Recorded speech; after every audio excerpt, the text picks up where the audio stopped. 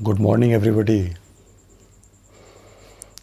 हम लोग solid state में बातें कर रहे थे। एसएससी, बीसीसी और एफसीसी, इन तीनों ही पॉइंट को हम लोगों ने पढ़ लिया था। अब हम लोग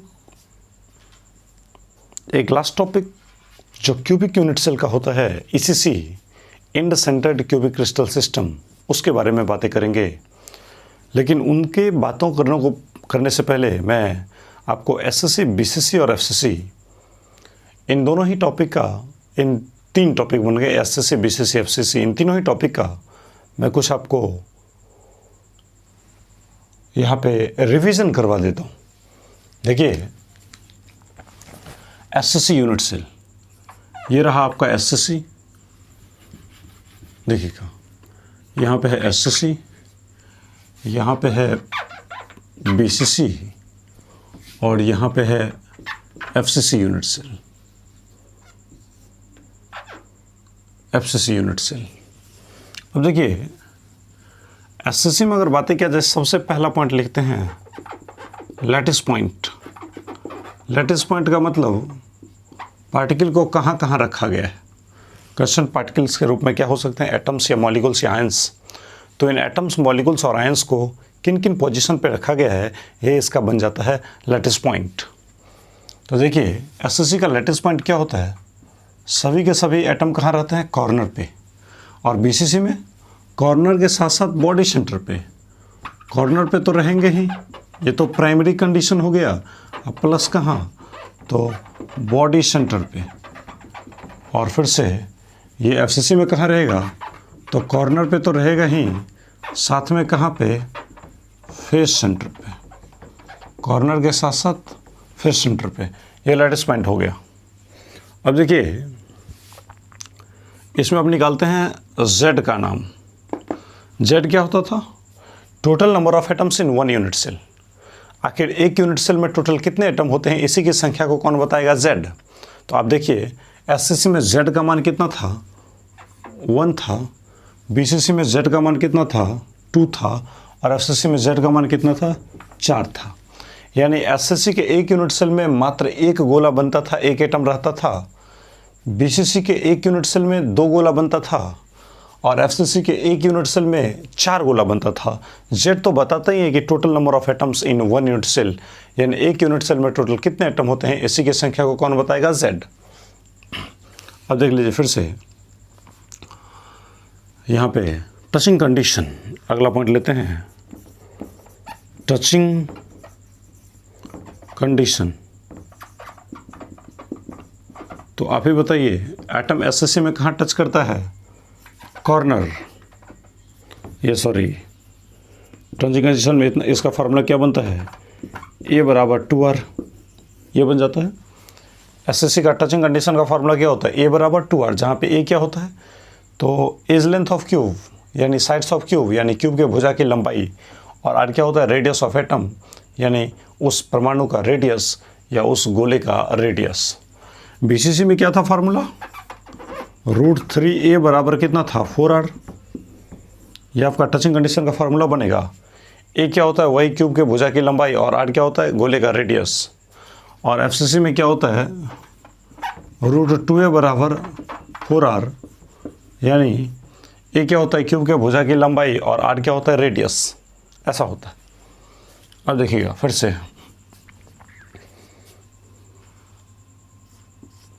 अगला पॉइंट देखिए, इसका अब आता है पैकिंग फ्रैक्शन। पैकिंग फ्रैक्शन या बोलिए इसी को पैकिंग एफिशिएंसी। इस एसएससी में कितना % जगह भरा होता है, 52% जगह भरा होता है। इसमें कितना % जगह भरा होता है, 68% जगह भरा होता है। इसमें कितना जगह भरा होता है, तो 74% जगह भरा होता है। और देखिए, अब यहाँ पे हम ऐसे भी निकाल सकते हैं, इसका एम्प्टी फ्रैक्शन की अगर बात किया जाए, एम्प्टी फ्रैक्शन यानी कितना % जगह खाली है। एम्प्टी का मतलब होता है खाली जगह। तो पैकिंग है, 52% भरा हुआ है, इसका मतलब 100 में 52 जगह अगर भरा हुआ है, इसका मतलब ये हुआ कि 100 में 48 जगह क्या होता है, खाली होता है। 52 भरा होगा तभी 48 खाली होगा, तो मिला के परसेंटेज का मतलब टोटल कितना होगा, 100 होगा। इसमें 68% जगह भरा होता है, इसका मतलब 32% जगह क्या होता है, एम्प्टी होता है, यानी खाली होता है। और इसमें 74% जगह भरा होता है, इसका मतलब 26% जगह क्या होता है, खाली होता है। ऐसा बता रहे। अब देखिए, इसके बाद हमारा एक और टर्म आता है, इसका नाम दिया जाता है कोऑर्डिनेशन नंबर। यानी कोऑर्डिनेशन नंबर का मतलब सबसे पास के पड़ोसी की संख्या। तो जो एटम सबसे ज़्यादा पास में हो क्या होता है, अपने बगल वाले एटम को रगड़ा मारता है। तो इसलिए बोलते हैं कोऑर्डिनेशन नंबर का मतलब रगड़ा मारने वालों की संख्या, यानी छूने वालों की संख्या, यानी टच करने वालों की संख्या। ऐसा हम लोग बोलते हैं कोऑर्डिनेशन नंबर। तो देखिए, एसएससी में छूने वालों की संख्या कितना था, 6। कोऑर्डिनेशन नंबर कितना था, 6। बीसीसी में कोऑर्डिनेशन नंबर कितना होता है, 8। और एफसीसी में कोऑर्डिनेशन नंबर कितना होता है, 12। अब देखिए, आप देख सकते हैं एक चीज़ कि किसी यूनिट सेल का Z का मान 1 है, फिर Z का मान 2 हुआ, फिर Z का मान 4 हुआ। आप देख सकते हैं कॉमन सेंस। Z का मान धीरे धीरे क्या हो रहा है, 1 से 2 होता है, 2 से 4 होता है, तो Z का मान बढ़ रहा है। और Z का मान बढ़ रहा है तो देखिए इसका पैकिंग का क्या हाल है। तो पैकिंग इसका पहले था 52%, अब पैकिंग हो गया 68%, अब पैकिंग हो गया 74%। तो एक बात तो आपको निकल के आ गया ना कि जैसे जैसे Z का मान बढ़ता है वैसे वैसे पैकिंग का परसेंटेज भी बढ़ता है। और वैसे वैसे आप देखिए कोऑर्डिनेशन नंबर को गौर से देखिए, तो कोऑर्डिनेशन नंबर 6 से कितना हो गया, 8, और 8 से कितना हो गया, 12। तो आप एक बात कॉमन सेंस लगा सकते हैं कि सर जब Z का मान बढ़ेगा तो पैकिंग क्यों बढ़ेगा। भाई आराम से बढ़ना चाहिए, क्योंकि सिंपल सी बात है, Z का मान बढ़ेगा इसका मतलब अंदर में गोले की संख्या बढ़ेगा, अंदर में गोले की मात्रा बढ़ेगा, और गोले की मात्रा बढ़ेगा तो ऑलरेडी उतना जगह पैक होता जाएगा, और जब पैक बढ़ता जाएगा तो ऑलरेडी खाली जगह घटता जाएगा। इसलिए खाली जगह क्या है, शुरू में 48 था लेकिन अब घट के 32 हो गया, और घट के फिर से 26 पे आ गया। इसका मतलब निकल रहा है ना कि सर Z का वैल्यू और पैकिंग फ्रैक्शन और कोऑर्डिनेशन नंबर, इन तीनों का मान बढ़ते रहते हैं, मतलब आपस में करस्पॉन्डिंग होते हैं कि एक बढ़ेगा तो दूसरा अपने आप बढ़ जाएगा, एक दूसरे पर डिपेंडेंट होते हैं। इसका मतलब डायरेक्टली प्रोपोर्शनल होता है। डायरेक्टली प्रोपोर्शनल का मतलब सीधा समानुपाती, यानी एक का मान बढ़ेगा तो दूसरा का अपने बढ़ेगा, दूसरा का बढ़ेगा तो तीसरा का मान अपने आप बढ़ने लगेगा। तो मेरे कहने का मतलब बस यही है कि किसी भी क्यूबिक सिस्टम के यूनिट सेल में जैसे जैसे Z का मान बढ़ रहा है तो Z का मान बढ़ने से उसका पैकिंग फ्रैक्शन भी बढ़ता है और साथ में उसका कोऑर्डिनेशन नंबर भी बढ़ता है। यानी Z का, पैकिंग फ्रैक्शन का और कोऑर्डिनेशन नंबर का, इन तीनों का आपस में क्या संबंध है, तो डायरेक्टली प्रोपोर्शनल का रिलेशन है। इसका मतलब एक का मान अगर बढ़ता है तो दूसरे का मान अपने आप बढ़ने लगेगा। ये ऑब्जेक्टिव के आपके ढेर सारे पॉइंट है। ऑब्जेक्टिव में यहाँ से ढेर सारे क्वेश्चन आपके बन सकते हैं, इसलिए इसको आप अवश्य नोट कीजिए। और फिर से मैं एक लाइन बस अब लिखूँगा कि Z का मान बढ़ने से पैकिंग फ्रैक्शन बढ़ता है और साथ में कोऑर्डिनेशन नंबर भी क्या होता है, बढ़ता है। यानी Z का पैकिंग फ्रैक्शन के साथ डायरेक्टली प्रोपोर्शनल है, और फिर पैकिंग फ्रैक्शन का कोऑर्डिनेशन नंबर के साथ भी क्या है, डायरेक्टली प्रोपोर्शनल है।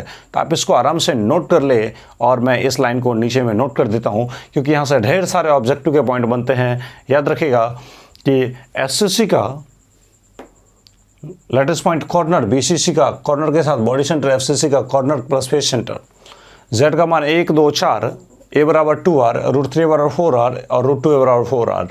यहाँ पे पैकिंग इसका 52%, इसका 68%, इसका 74%, और 52% भरा है इसका मतलब 48% जगह खाली है, 68% भरा है इसका मतलब 32% जगह खाली है, और 74% भरा हुआ है इसका मतलब 26% जगह खाली है। और कोऑर्डिनेशन में बात किया जाए तो इसका 6, इसका धीरे धीरे बढ़ के 8 हो गया, और धीरे धीरे बढ़ के इसका 12 हो गया। इसका मतलब Z का मान बढ़ने से इसके पैकिंग फ्रैक्शन बढ़ते हैं, और पैकिंग फ्रैक्शन बढ़ने से इसका कोऑर्डिनेशन नंबर बढ़ते हैं। तो आप देख सकते हैं ये यूनिट सेल में लागू हो रहा है कि अगर पैकिंग फ्रैक्शन बढ़ाना है तो कोऑर्डिनेशन नंबर को क्या करना पड़ेगा, बढ़ाना पड़ेगा। इसका मतलब हम आपको ये क्वेश्चन ऑब्जेक्टिव के रूप में दे सकते हैं। मैं पहले इसको नोट कर ले, इसको नोट कर लिए, मैं मिटा रहा हूँ। देखिए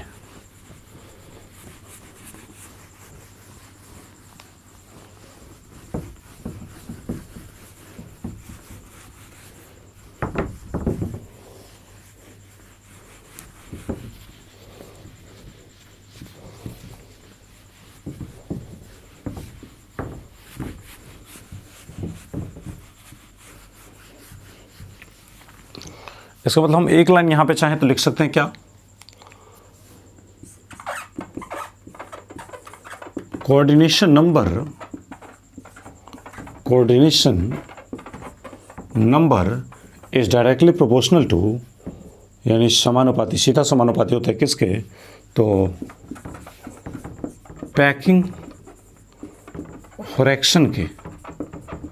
coordination number is directly proportional to packing fraction. Coordination number जो होता है वो पैकिंग फ्रैक्शन का डायरेक्टली प्रोपोर्शनल होता है, सीधा समानुपाती होता है। इसका मतलब जैसे जैसे कोऑर्डिनेशन नंबर बढ़ेगा उसका पैकिंग फ्रैक्शन भी क्या होगा, बढ़ेगा। कोऑर्डिनेशन नंबर बढ़ेगा तो उसका पैकिंग फ्रैक्शन भी बढ़ेगा। इसका मतलब पैकिंग फ्रैक्शन बढ़ेगा तो उसका कोऑर्डिनेशन नंबर भी क्या होगा, बढ़ेगा। अब इसको नोट कर लिए होंगे। मैं यहीं पे एक ऑब्जेक्टिव क्वेश्चन आपको देता हूँ। अब सोचिए, ए solid crystal having coordination number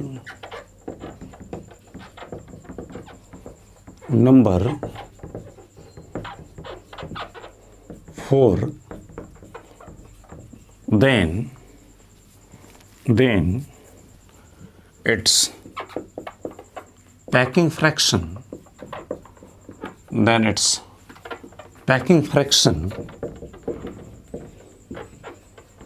में भी, तब इसका पैकिंग फ्रैक्शन हो सकता है। गौर से देखिएगा,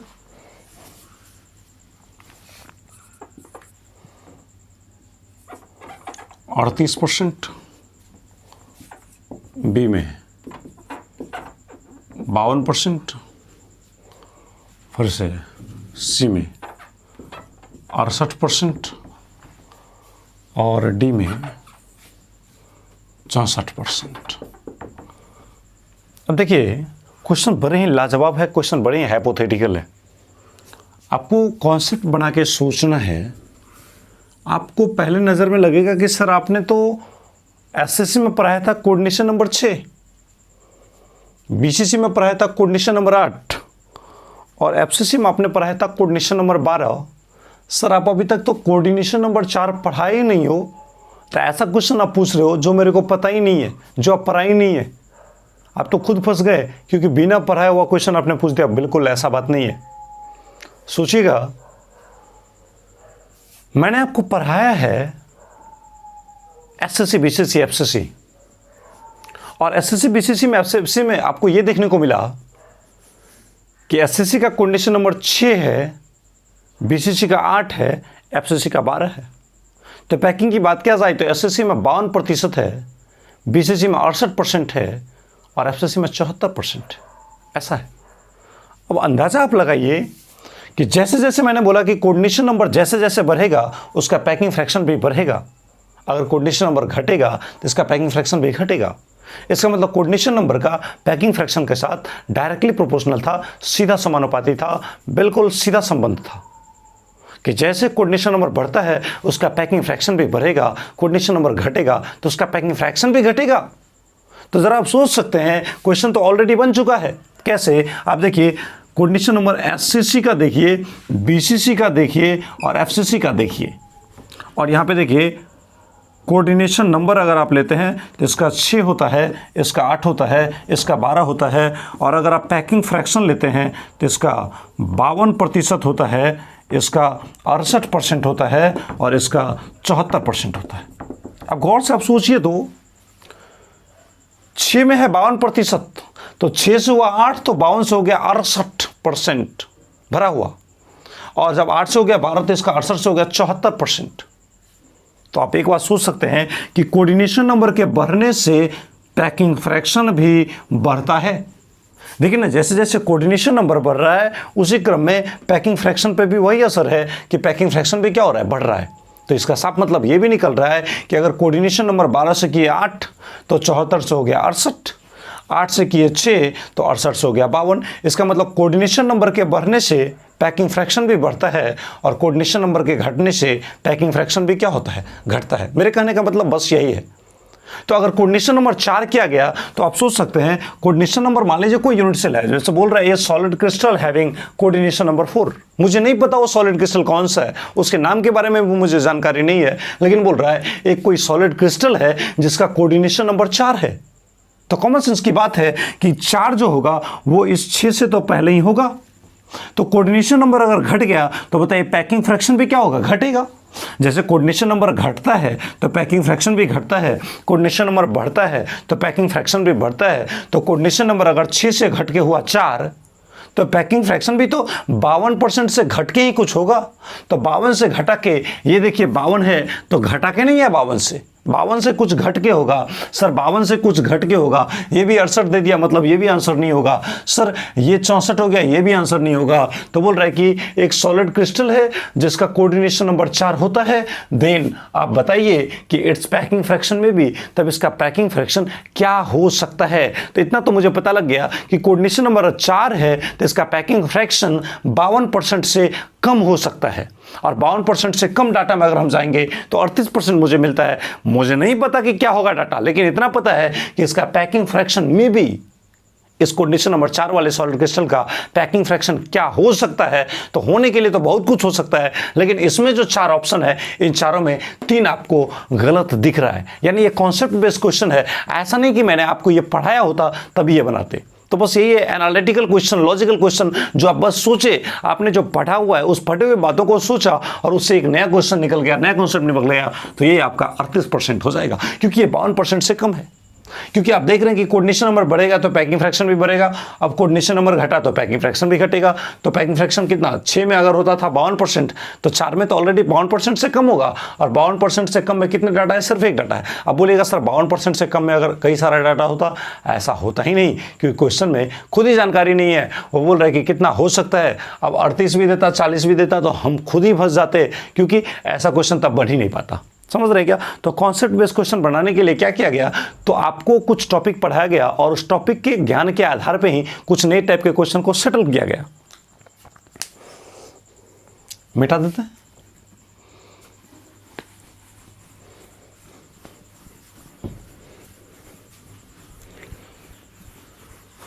देखिए अब आपका बनता है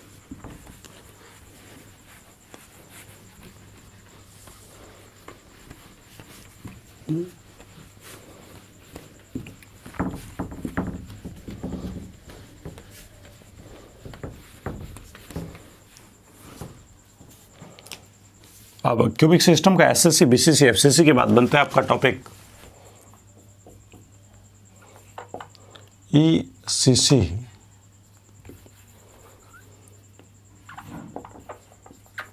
end centred cubic crystal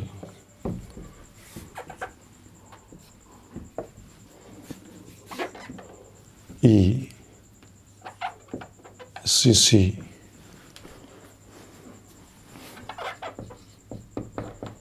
unit cell. अब देखिए इसमें सच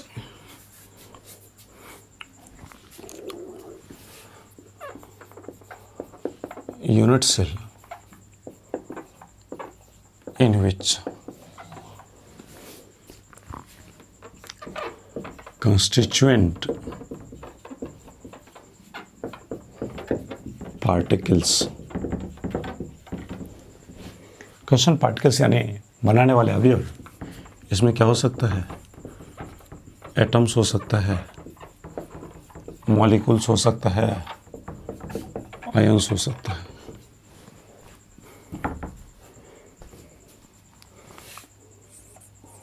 are present at all the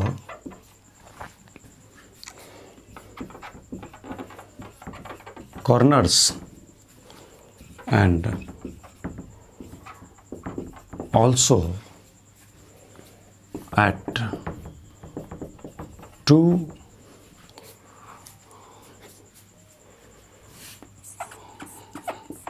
opposite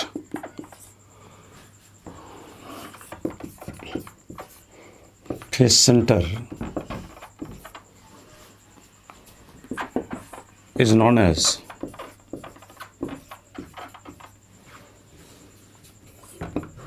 ACC unit cell. अब देखिए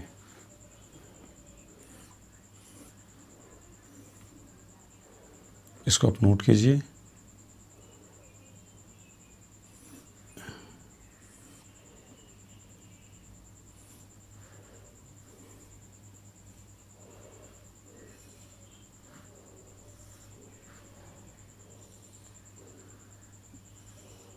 देखिए ये क्यूबिक सिस्टम है, क्यूब है। बोल रहा है एक बात तो पता है कि and centred cubic crystal system ये एक प्रकार का यूनिट सेल है। जैसे एसएससी, बीसीसी, एफसीसी होता था वैसे ही ईसीसी है। लेकिन ईसीसी का उतना ज़्यादा बड़ा एक्सप्लेनेशन नहीं है, उसमें उतने ज़्यादा कॉन्सेप्ट नहीं दिया गया। आपको जो पढ़ना है बस इसी का नाम मात्र ही पढ़ना है। पढ़ने के लिए हम पढ़ सकते हैं बट इसमें नाम मात्र ही पढ़ना है।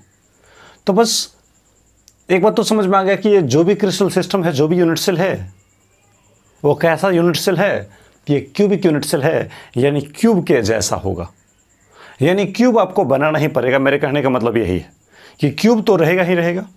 अब देखिए आगे क्या बोल रहा है, सच यूनिट सेल, ऐसा यूनिट सेल। यूनिट सेल का मतलब मैंने आपको बताया था छोटा कमरा, यानी ऐसा छोटा कमरा इनमें जिसमें कंस्टिट्यूएंट पार्टिकल्स का मतलब बनाने वाले अवयव, और बनाने वाले अवयव में क्या हो सकते हैं तो एटम्स, मॉलिक्यूल्स और आयंस।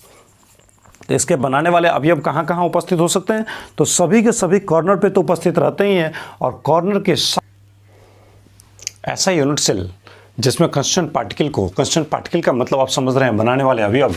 तो कंस्टिट्यूएंट पार्टिकल बनाने वाले अवयव में क्या हो सकता है, एटम्स हो सकता है, मॉलिक्यूल्स हो सकता है, आयंस हो सकता है। आर प्रेजेंट ये सब उपस्थित होते हैं एट ऑल द कॉर्नर्स, सभी के सभी कॉर्नर पे उपस्थित होते हैं। एंड और ऑल्सो, और साथ ही साथ at two opposite face centre, किसी भी दो अपोजिट फेस सेंटर पे, कोना पे तो कंस्टिट्यूएंट पार्टिकल रहेंगे ही, और कॉर्नर के साथ साथ किसी भी दो अपोजिट फेस पे। इसका मतलब ये हुआ कि अगर ऊपर के फेस पे गोला है तो आप उसका अपोजिट नीचे के फेस पे डालिए, या ऊपर नीचे नहीं देना चाहते हैं तो अगर बाएं के फेस पे गोला है तो दाएं में दीजिए, किसी भी दो पे ले सकते हैं। या आगे के फेस पे गोला है तो पीछे के फेस पे गोला दीजिए, यानी या तो ऊपर नीचे में गोला रहेगा, या बाएं दाएं में गोला रहेगा, यानी तो आगे पीछे में गोला रहेगा। लेकिन जब भी गोला रहेगा तो किसी भी दो अपोजिट फेस पे गोला रहेगा। तो कहने का मतलब मेरा ये है कि सर ऐसा यूनिट सेल जिसमें कंस्टेंट पार्टिकल को कॉर्नर पे तो रखा ही जाएगा, क्योंकि कॉर्नर पे रखना तो आपको प्राइमरी कंडीशन बन जाता है। कॉर्नर पे तो हर एक क्यूबिक सिस्टम में गोला रखा गया है। और किसी भी यूनिट सेल की बात किया जाए, चाहे क्यूबिक सिस्टम का हो या हेक्सागोनल सिस्टम का हो, किसी भी यूनिट सेल की बात किया जाए, दुनिया में कोई भी यूनिट सेल क्यों ना हो, लेकिन उसके कॉर्नर पे तो कंस्टेंट पार्टिकल अवश्य ही रखे जाएंगे। और कहीं आप रखें या ना रखें उस हिसाब से उसका नाम बदलेगा, कॉन्सेप्ट बदलेगा, लेकिन कॉर्नर पे तो कंस्टिट्यूएंट पार्टिकल को रखना ही पड़ेगा, क्योंकि कॉर्नर पे रखना एक प्रिमिटिव बातें होते हैं, प्रिमिटिव यानी प्राइमरी कंडीशन जो आपको फॉलो करना ही पड़ेगा। तो सिंपल सी लाइन है, ऐसा यूनिट सेल, सच यूनिट सेल इनमें जिसमें कंस्टिट्यूएंट पार्टिकल्स का मतलब बनाने वाले अवयव में क्या हो सकते हैं तो एटम्स, मॉलिक्यूल्स, आयंस। या एटम्स, मॉलिक्यूल्स, आयंस जो होते हैं आर प्रेजेंट, ये सब उपस्थित होते हैं एट ऑल द कॉर्नर्स, सभी कॉर्नर पे। एंड और also at two opposite face centre, और साथ में दो अपोजिट फेस सेंटर पे होते हैं, मतलब एक दूसरे उल्टे फेस के सेंटर पे होते हैं। उल्टा फेस सेंटर मतलब जैसे ऊपर का अपोजिट हुआ नीचे, बाएं का अपोजिट हुआ दाएं, या आगे का अपोजिट हो गया पीछे। तो किसी भी दो अपोजिट फेस सेंटर पे कंस्टेंट पार्टिकल रखे जाते हैं, वही जाना जाता है किस नाम से, ईसीसी यूनिट सेल के नाम से। तो इसका अगर डायग्राम आप बनाने की बातें करेंगे तो आप देख सकते हैं कॉर्नर पे गोला डालना है, तो जैसे ऊपर के चार कोने 1 2 3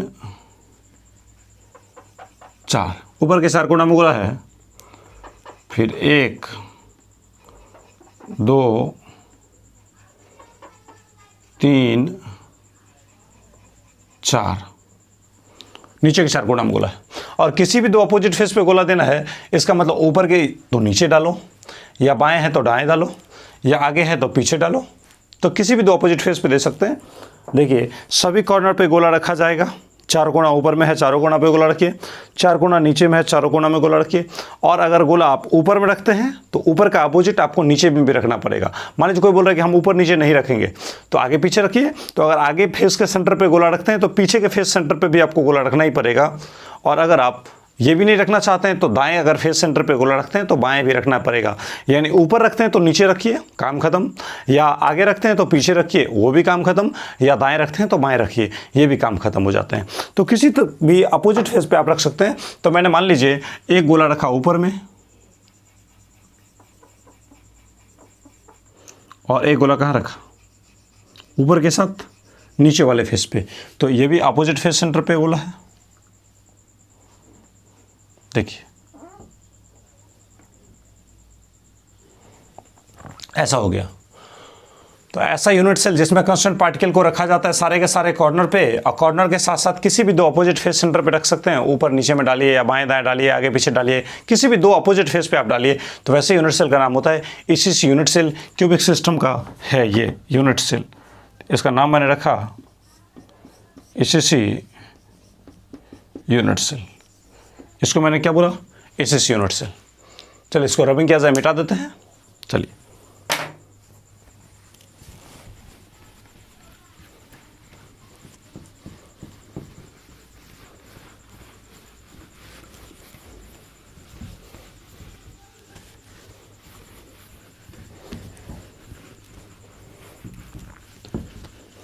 अब आपका इसमें बस इतना ही बातें हम लोग करते हैं। इस टॉपिक को देखिएगा कि काफ़ी कम एक्सप्लेनेशन के साथ, बस नाम के साथ ये टॉपिक ख़त्म कर दिए जाते हैं। इसमें ज़्यादा बात हम लोग नहीं पढ़ते क्योंकि ये पढ़ना ही नहीं है सच में। अब हमारा होता है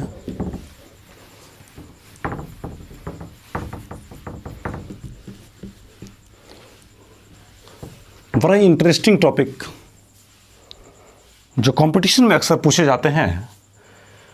वो टॉपिक ये होता है हेक्सागोनल यूनिट सेल। अभी आप क्यूबिक सिस्टम में पढ़ रहे थे क्यूबिक यूनिट सेल के बारे में, और अब आपको पढ़ना है हेक्सागोनल यूनिट सेल के बारे में, यानी खष्टभुज से बना हुआ यूनिट सेल के बारे में। तो हेक्सागोनल यूनिट सेल का क्या कंडीशन है ज़रा देखते हैं। देखिए हेडिंग डालिएगा, लिखिएगा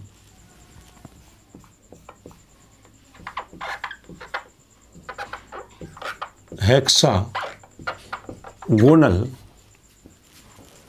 आपका 1 सेकेंड,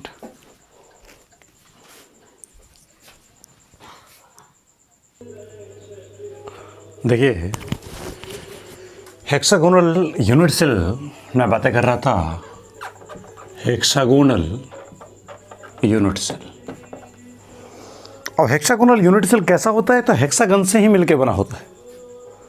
जब तक आप डायग्राम समझेंगे नहीं तब तक इस बातों को आप फील नहीं कर सकते, महसूस नहीं कर सकते। Hexagonal unit cell very very important topic. देखिए हेक्सागोनल यूनिट सेल मैं कैसे निर्माण करता हूँ।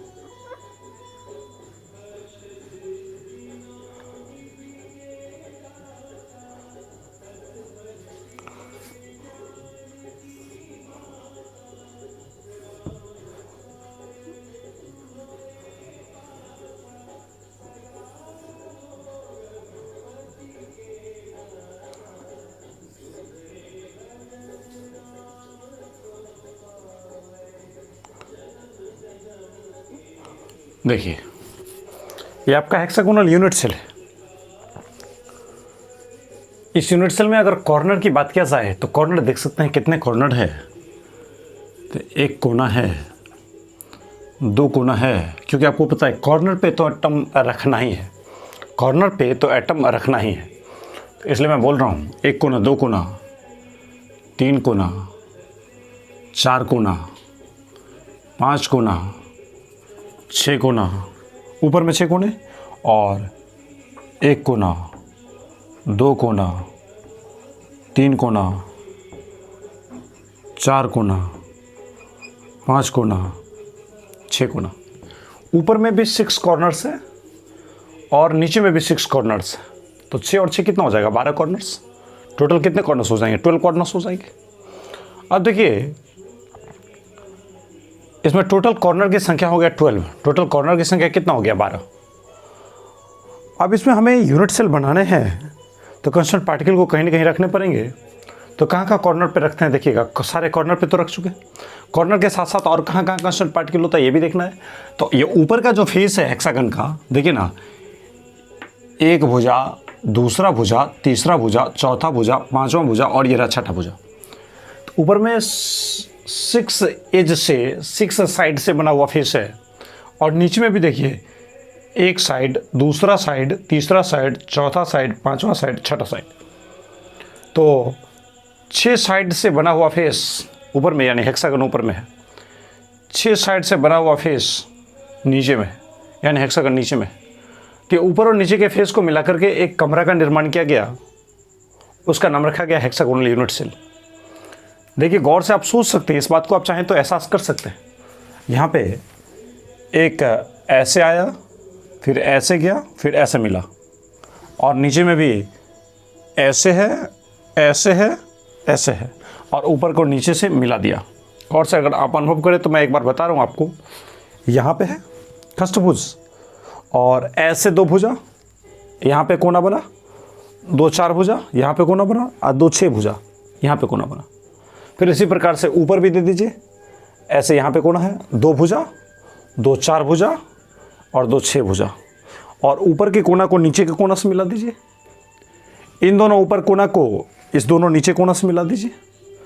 फिर ऊपर के इन दोनों कोना को नीचे के इस कोना से मिला दीजिए, और फिर ऊपर के इस कोना को आप नीचे कोना से मिला दीजिए। तो एक ये ऊपर नीचे कोना मिल गया डंडा, जो ये डंडा से मिला है, और फिर ये दोनों को मिलाते हैं। तो यहाँ से यहाँ आए थे और यहाँ से भी यहाँ आए थे, तो ऊपर नीचे कोना है, तो इस ऊपर के कोना को इस नीचे के कोना से मिला दीजिए। और फिर यहाँ से थोड़ा आगे आते हैं तो यहाँ भी कोना है, तो यहाँ से आप थोड़ा ऊपर से ऊपर आइए और यहाँ नीचे से नीचे ही आइए, तो यहाँ पे कोना, इन दोनों कोना को मिला दिया। और फिर यहाँ से यहाँ जाइए और यहाँ से यहाँ जाइए, तो ऊपर के इस दोनों कोना से नीचे का ये कोना, ऊपर का ये कोना, और ये दोनों कोना से यहाँ पे कोना, और यहाँ पे एक बांस डाल दीजिए। तो ये जो कमरा बन जाएगा, ऐसे फिर ऐसे, ये ऊपर और नीचे हेक्सागन के 2 फेस हो गए। सामने से ऐसे है, ऐसे है, और बस यहाँ पे तिरछा है, थोड़ा सा यहाँ भी तिरछा है, तिरछा कट रहा है, और यहाँ से भी थोड़ा तिरछा है, और इधर से भी थोड़ा तिरछा है। इस तरीके से हेक्सागोनल यूनिट सेल बन गया। इसमें टोटल 12 कॉर्नर्स होते हैं। अब इन 12 कोना पे एटम को रखा गया है। अब कोना के साथ साथ और भी कहाँ एटम हम रखते हैं ये ज़रा सोचिए। तो एक फेस ऊपर में है, एक फेस नीचे में है। तो ऊपर के फेस में भी गोला रखिए, और नीचे के फेस में भी आप सेंटर पे गोला रखिए, ऐसा रख दिया। ऊपर के फेस सेंटर पे भी गोला है, और नीचे के फेस सेंटर पे भी गोला। कॉर्नर का गोला तो आपको दिखाई दे रहा होगा।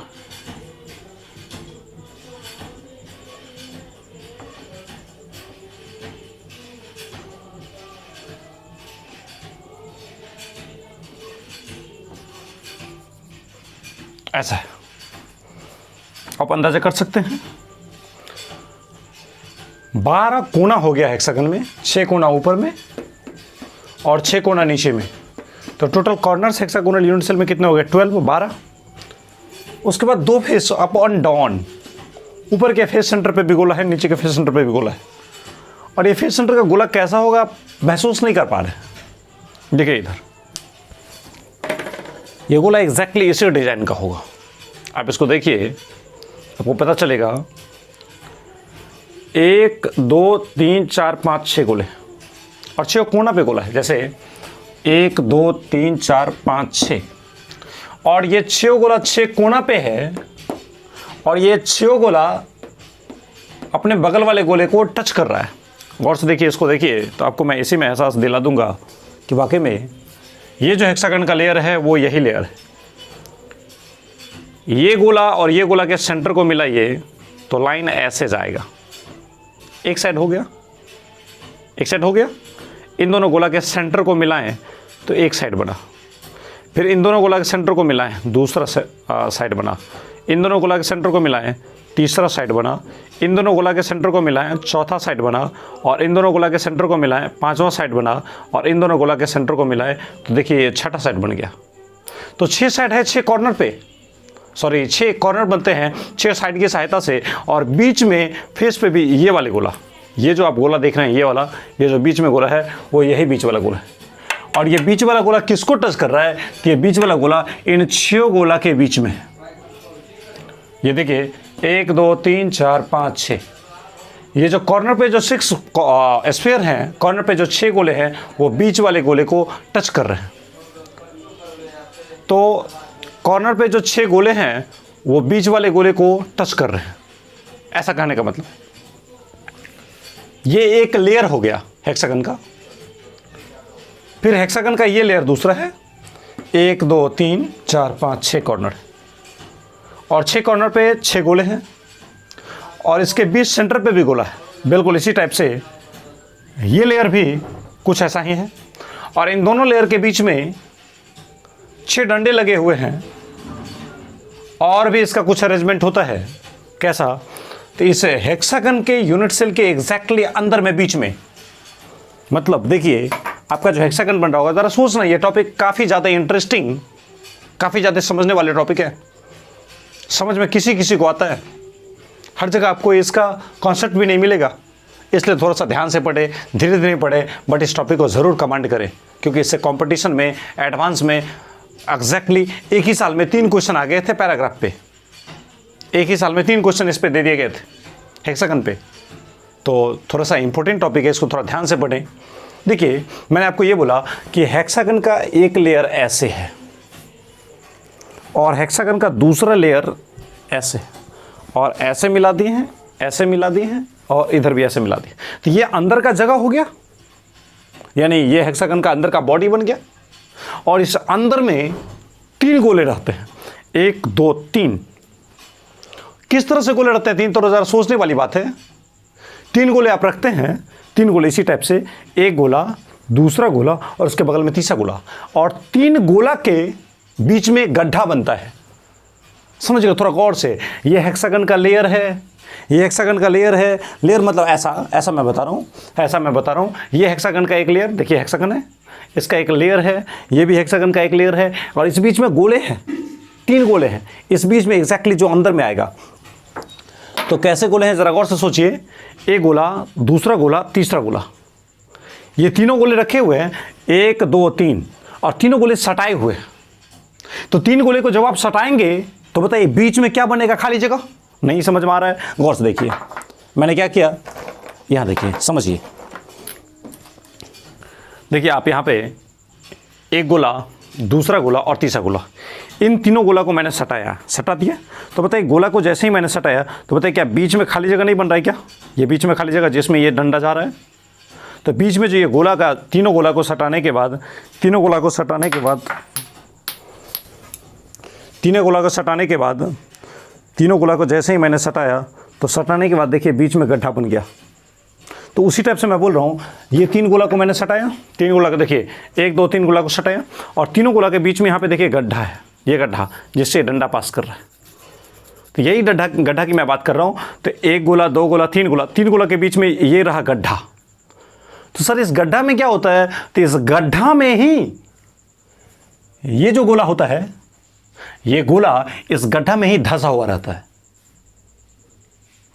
समझ रहे बात है? मैंने ये बोला कि सर ये हेक्सागन का लेयर है, ये भी हेक्सागन का लेयर है, इस बीच में 3 गोला स्थित होता है और 3 गोला में जो गड्ढा बनेगा, एक गड्ढा ऊपर से बनेगा और एक गड्ढा नीचे से बनेगा। 3 गोला को जैसे हम सटाएंगे तो एक गड्ढा ऊपर से बनेगा और एक गड्ढा नीचे से बनेगा।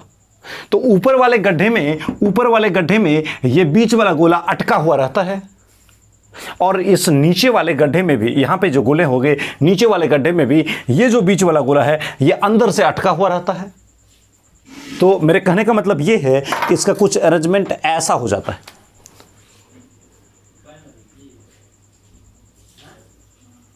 ऐसा ऐसा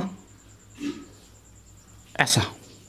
3 गोले हैं। अब 3 गोले के बीच में देखिए यहां पे गड्ढा बन रहा है और ये गड्ढा ऊपर से भी होगा, नीचे से भी होगा। तो ऊपर के गड्ढा में ये वाला अटका रहेगा और नीचे वाले गड्ढा में ये वाला गोला अटका रहेगा।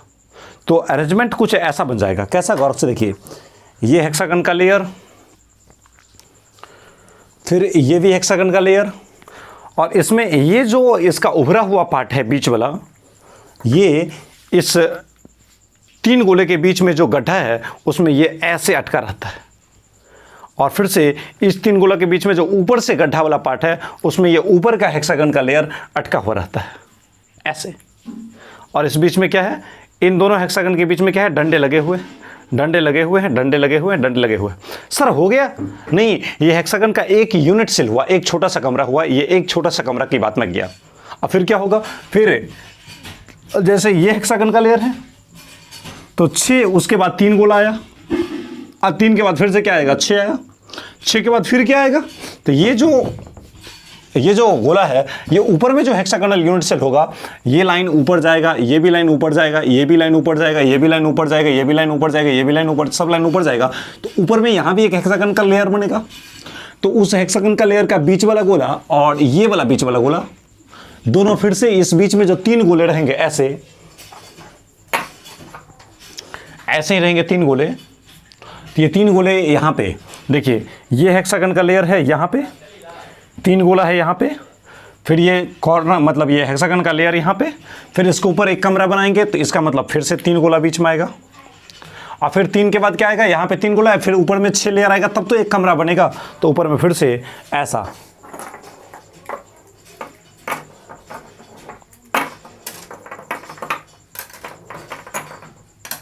ऐसा फिर से बनेगा। क्या लग रहा है खत्म हो गया? नहीं, फिर इस 6 के बाद किसका आएगा? 3 गोला आएगा, फिर इस 3 गोला आएगा। खत्म हो गया क्या? खत्म नहीं हुआ भाई। अब देखिए 6 गोला कोना वाला, और फिर से ये 3 गोला, फिर 6 गोला, 3 गोला, 6 गोला, 3 गोला, और फिर क्या आएगा? 6 गोला, फिर आएगा 3 गोला। ऐसा कितना होगा सर? इनफाइनाइट नंबर ऑफ कमरा बनेगा ऊपर भी। जैसे यहाँ पे देखिए, एक कमरा बना, ये दूसरा कमरा बना, ये तीसरा मंजिल, ये चौथा मंजिल, ये 5वां मंजिल, ये 6ठा मंजिल, इस टाइप से बनते जाता है। तो ऐसे हमारे पास इनफाइनाइट नंबर ऑफ कमरे बनते जाएंगे। इसके आजू बाजू में भी कमरा बनता जाएगा, इसके आजू बाजू में भी क्या होगा? कमरा बनता जाएगा। इसके नीचे भी ढेर सारा ऐसे ही हेक्सागन का ढेर सारा कमरा होगा, इसके ऊपर भी हेक्सागन का ढेर सारा कमरा होगा। तो हेक्सागन के अरेंजमेंट में मैंने आपको क्या बताया कि ऊपर में 6 गोले का कोना होता है, नीचे में भी 6 गोले का कोना होता है, और 6 के बीच में एक गोला होता है। जो गोला बीच में जो है वो इस 6 से रगड़ा खा रहा है, और ये 3 थोड़ी ना छोड़ रहा है, ये 3 भी क्या कर रहा है? रगड़ रहा है। ये जो ऊपर बीच का जो गोला है, ये बीच का गोला तो अपने 6 गोला से अपने प्लेन में रगड़ा खाया ही, और नीचे में जो 3 गोला है, इस तीनों के गड्ढा में, इस तीनों गोला के जो गड्ढे में ये घुसे हुए रहते हैं। इसका मतलब ये गोला इस तीनों के गड्ढा में है, इसका मतलब इस गोला को इन तीनों गोला का रगड़ा मिल रहा है।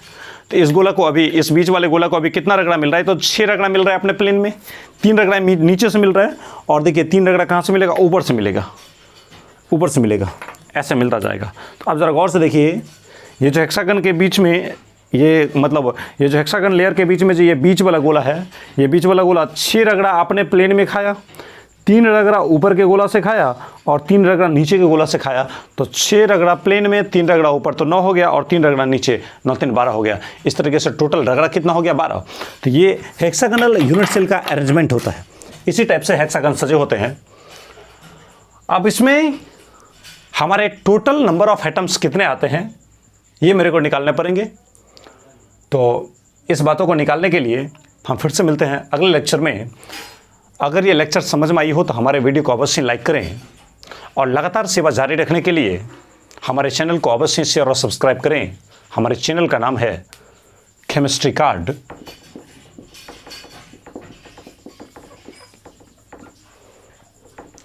और इससे आगे के कॉन्सेप्ट लेकर के मिलते हैं हम अगले वीडियो में।